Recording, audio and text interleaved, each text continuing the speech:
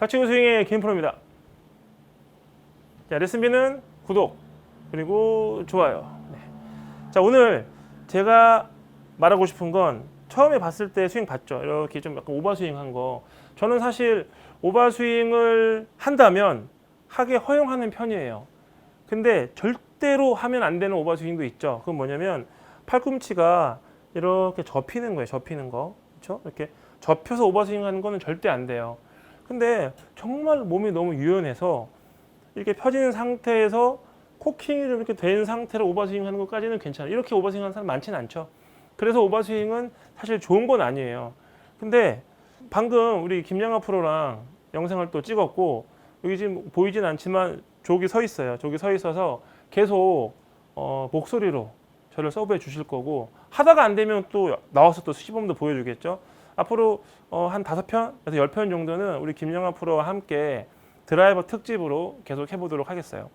사실 제가 영상을 찍고 올리지만 저도 프로고, 김양아 프로도 프로지만 잘 쳤겠죠. 네, 프로 테스트 통과를 했으니까. 하지만 지금 레슨어기 때문에 뭐 그렇게 썩 잘 치는 편은 아니에요. 정말 투어 프로들 치는 것처럼 막 언더파를 매번 나갈 때마다 치거나 그런 건 아니지만, 저도 제 스윙에 문제점이나 단점이 있어요. 뭐냐면 저 같은 경우는 여기서 자꾸 이렇게 살짝 넘어가는 게 있어서 자꾸 엎어쳐서 내려오는 경우도 있고, 나도 모르게 자꾸 이렇게 넘어가지는 현상이 저도 모르게 생겨요. 그래서 아무래도 좀 이렇게 덜 가게 하려고 팔꿈치도 펴보고 막 여러 가지 노력들을 많이 했지만, 지금 제가 이렇게 레슨을 하는 스티븐 줄리아노라는 저의 이제 제 2의 스승님과 여러 가지 대화와 여러 가지 레슨을 받으면서 얻었던 정보와 제가 연습하면서 느꼈던 것들을 잘 풀어서 설명해 드리고 있어요. 하지만 김양아 프로랑 이런저런 얘기를 해보니까 공통점이 많은 거예요. 근데 이 프로는 스티븐 줄리아노가 누군지 몰라요. 인스타에 들어가서 SG 골프 코칭이라는 걸 치면 나와 있어요. 네. 그런데 중요한 건 이 친구가 그걸 본 건 아니겠지만 백스윙 탑에 대한 얘기를 몇 번 하다 보니까, 아까 뭐라 그랬지? 제가 이렇게 넘어간다 그랬을 때 어떻게 가르친다고요? 회원들 가르칠 때? 거의 하프 스윙에서 턴을 다 만들어 놓고, 하프 스윙에서? 네. 오. 탑은 그냥 살짝 팔꿈치가 어깨 정도 좀 올라오는 높이까지만 만들어 놓고 끝이에요. 근데 나는 그게 너무 어려웠거든요. 이렇게 스윙을 하면 백스윙 탑을 크게 만들다 보니까 자꾸 팔꿈치가 접히는 거예요, 이렇게. 그럼 이럴 때는 어떻게 가르쳐야 돼요? 아니, 내가 너무 접혀, 이렇게. 네. 그러면 여기서 끝낸다 생각하는 거야? 하프 스윙 할 때 되도록이면 팔꿈치가 음. 옆구리에 붙으면 안 된다고 말을 하죠. 백스윙 할 때 네. 옆구리 붙이면 안 가끔 된다? 간혹 가다가 프로님 오른쪽 팔꿈치가 옆구리에 붙어야 되는 거 아니에요? 하는데 저는 그거 다 아니라고 강력하게 말씀드리죠. 그럼 김양아 프로는 내가 가르치는 레슨의 주제는 필과 리얼이 다르다예요. 네. 그럼 김양아 프로는 막 엄청 크게 가는 게 아니라 김양아 프로도 하프 스윙 한다는 느낌으로만 치나? 네, 하프 스윙의 느낌에서 모든 턴이 다 끝나고 실제 이제 스윙을 하게 됐을 때 속도감이 더해지게 되면 리듬적으로 속도감이 더해지면서 뒤로 더 넘어가는 스윙이 만들어지거든요. 그러니까 딱 요만큼만 한다는 기분으로 백스윙을 해야지만 커진다. 네, 그렇죠. 관성이 붙으니까. 네. 그렇죠. 올라갈 때 원심이 또 생기고 이런 느낌 맞아요? 네. 그런 느낌? 대부분 가르칠 때도 이제 뭐 하프 스윙에서 끝날 때가 있어요. 자연스럽게 탑까지 만드셔서. 여기서 이렇게? 네. 가르쳐 드리진 않는데 하프까지만 해도 알아서 그래, 탑까지 맞아요. 넘어가시더라고요. 제가 레슨을 이렇게 할 때도 보면 저는 하프 스윙이나 풀 스윙이나 뭐 비슷한 것 같아요 라고 얘기할 때 제가 딱 쓰는 말이 있어요. 그거는 하프 스윙은 정말 잘한 스윙이고 풀 스윙은 하프 스윙만큼 의미가 없었고 효율적이지 않았기 때문에 그런 거다. 그럴 때는 하프 스윙만 하라고 얘기를 하는데 그러네요. 하프 스윙을 그럼 많이 하면 도움이 되겠네요. 네, 사실은 스윙이 망가지신 분들, 뭐 초보분들 실제 하프 스윙만 가르쳐 드려도 풀 스윙을 다 하시고 스윙이 진짜요? 잡히는 경우도 많아요. 보여줘요. 그러면 실제로 하프 스윙을 많이 가르친다 그랬으니까 하프 스윙 가르치는 방법을 한번 얘기해 주세요. 이제 억지로 만들어내는 코킹은 아닌 거지만 팔꿈치와 손이 멀어지는 큰 원을 만들게 하고요. 그다음에 되도록이면 샤프트가 몸쪽으로 붙지 않게 많이 만드는 편이에요. 그래서 조금 짧은 클럽들은 코킹을 조금 더 만들어내는 느낌에서 끝내고, 드라이버나 우드 같은 경우 좀 긴 클럽들은 최대한 샤프트와 헤드가 몸에서 낮게 어깨 위로 넘어가지는 않게 만드는 편이에요. 이것 하프 또한 스윙을 할 큰 때. 아크 때문에. 네. 벌써 하프 엄청 스윙에서 커 보여요.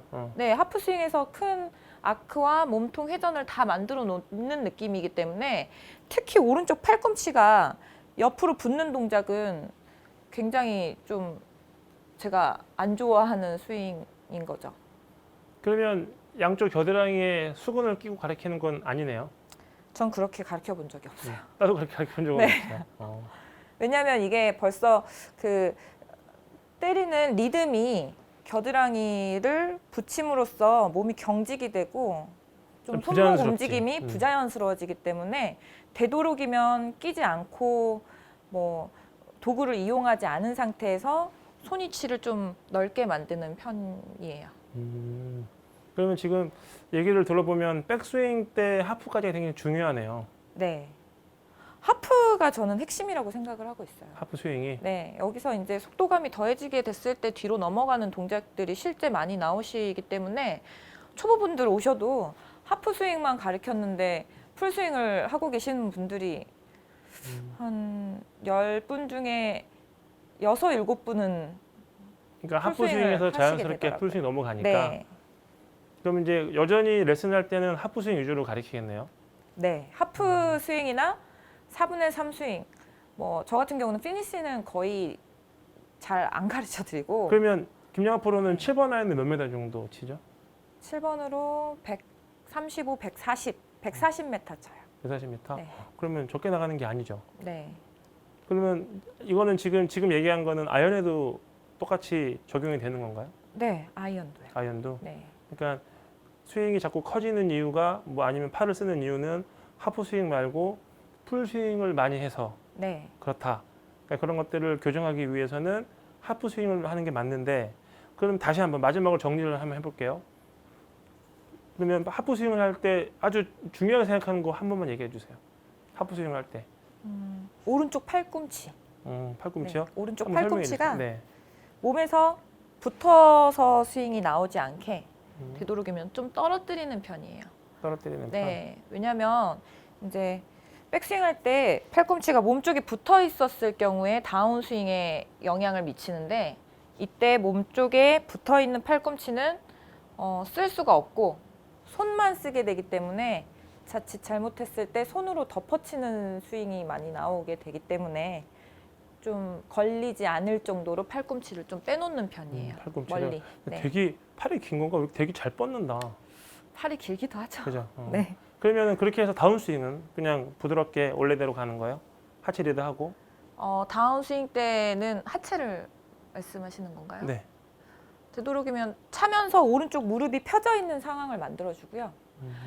오른쪽 어깨를 지지하는 건 오른쪽 하체, 왼쪽 어깨를 지지하는 건 왼쪽 하체라고 생각을 하기 때문에, 아까도 이제 부작용으로 어깨가 떨어지는 상태가 나오면 안 되기 때문에 다리로 지지하면서 오른쪽 무릎이 펴져 있는 상태를 한번 만들어줄게요. 그러면 그걸 위해서 하프 스윙은 어떻게 해요? 하프 스윙 때도 오른발 지지를 한다는 거죠? 그렇죠. 오른다리를. 네. 한번 보여주세요. 대부분 보면 무릎이 먼저 들어가는데 느낌은 일단 다리를 펴고. 네, 네. 저는 절대 펴요. 무릎이 먼저 들어가면 뒤로 이렇게 처진다거나 어깨가 떨어진다거나 심한 헤드가 이렇게 돌면서 예, 헤드가 못 쫓아 내려온다거나 그런 경우가 많이 생기더라고요. 그러면 하프 스윙을 하는 것들이 굉장히 도움이 많이 되겠네요. 네. 그렇죠? 하프 스윙을 할 때 기본적으로 팔꿈치는 붙어서 올라가면 안 되고 뭐 펴져야 되고 이런 것들. 네. 그럼 지금 계속 얘기하는 것 중에서 나랑 같은 게 이제 무릎이 들어가면서 기울어지지 않게 다리를 펴고 하프 스윙 드릴을 하면 우리가 전에 올렸던 드라이버 장타에서 뭐 그렇게 어떻게 해야 된다라는 거는 설명을 했지만 네. 좀 더 장타를 칠 수 있는 비율 중에 하나가 될 수는 있겠네요. 네. 하프 스윙 드릴. 네. 맞죠? 네. 네, 감사합니다. 네. 자, 지금 얘기한 것처럼 하프 스윙이라는 게 실질적으로 뭐 피칭을 하던 뭐 어프로치를 하던 하프 스윙은 항상 존재를 하고 있고, 저 같은 경우도 드라이버로 하프 스윙을 많이 시키지는 않지만 하프 스윙이나 또는 이렇게 허리 높여서 끝나는 스윙을 많이 시키는 편이에요. 이렇게 시키다 보면은 사실 이렇게 연습을 많이 하면 이렇게 하려고 하는 어떤 성질보다는 이렇게 하는 게 편한데, 그냥 무작정 그냥 풀스윙만 계속 하는 사람은 이게 편하거든요. 하루 종일 쳐야 되니까 이렇게 하는 게 편하기 때문에 이렇게 스윙을 하다가 어프로치 하라 그러면 풀 스윙을 하던 방식대로 하는 경우가 많아요. 네. 그렇기 때문에 이걸 뒤집어 생각한다면 오히려 작은 스윙에서 큰 아크와 이런 그 거리감을 잘 유지하는 이런 스윙을 충분히 하프 스윙에서 연습을 하면서 팔꿈치 아크, 뭐 팔이 그리는 아크, 큰 아크를 유지하면서 스윙하고 연습을 하면서 아무래도 하다 보면은 좋아지지 않을까요? 네. 자, 댓글 많이 남길수록 좋아요. 욕만 하지 말고, 네. 좋아요, 구독. 감사합니다. 닥치고 스윙의 김프로입니다.